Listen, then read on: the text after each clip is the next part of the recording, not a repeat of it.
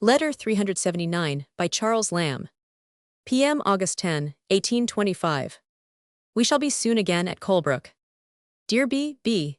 You must excuse my not writing before when I tell you we are on a visit at Enfield, where I do not feel it natural to sit down to a letter. It is at all times an exertion. I had rather talk with you, and night, quietly at Colebrook Lodge, over the matter of your last. You mistake me when you express misgivings about my relishing a series of scriptural poems. I wrote confusedly.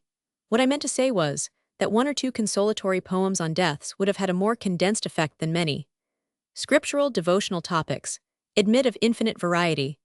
So far from poetry tiring me because religious, I can read, and I say it seriously, the homely old version of the Psalms in our prayer books for an hour or two together, sometimes without sense of weariness.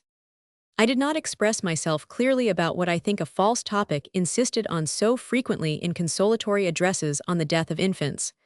I know something like it is in Scripture, but I think humanly spoken. It is a natural thought, a sweet fallacy to the survivors, but still a fallacy. If it stands on the doctrine of this being a probationary state, it is liable to this dilemma. Omniscience, to whom possibility must be clear as act, must know of the child, what it would hereafter turn out. If good, then the topic is false to say it is secured from falling into future willfulness, vice, and see. If bad, I do not see how its exemption from certain future overt acts, by being snatched away, at all tells in its favor. You stop the arm of a murderer, or arrest the finger of a pickpurse, but is not the guilt incurred as much by the intent as if never so much acted? Why children are hurried off, and old reprobates of 100 left, whose trial humanly we may think was complete at 50, is among the obscurities of Providence.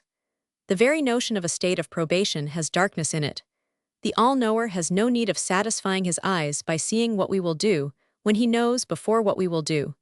Methinks we might be condemned before commission. In these things we grope and flounder, and if we can pick up a little human comfort that the child taken is snatched from vice, no great compliment to it, by the by, let us take it. And as to where an untried child goes, whether to join the assembly of its elders who have borne the heat of the day, fire-purified martyrs, and torment-sifted confessors, what know we? We promise heaven methinks too cheaply, and assign large revenues to minors, incompetent to manage them. Epitaphs run upon this topic of consolation, till the very frequency induces a cheapness. Tickets for admission into paradise are sculptured out at a penny a letter, twopence a syllable, and see. It is all a mystery, and the more I try to express my meaning, having none that is clear, the more I flounder. Finally, write what your own conscience, which to you is the unerring judge, seems best, and be careless about the whimsies of such a half-baked notionist as I am. We are here in a most pleasant country, full of walks, and idle to our heart's desire. Taylor has dropped the London. It was indeed a dead weight. It has got in the slough of despond.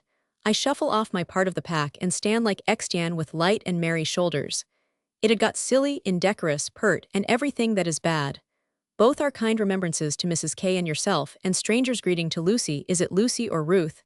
That gathers wise sayings in a book. See Lamb. The London Magazine passed into the hands of Henry Southern in September, 1825.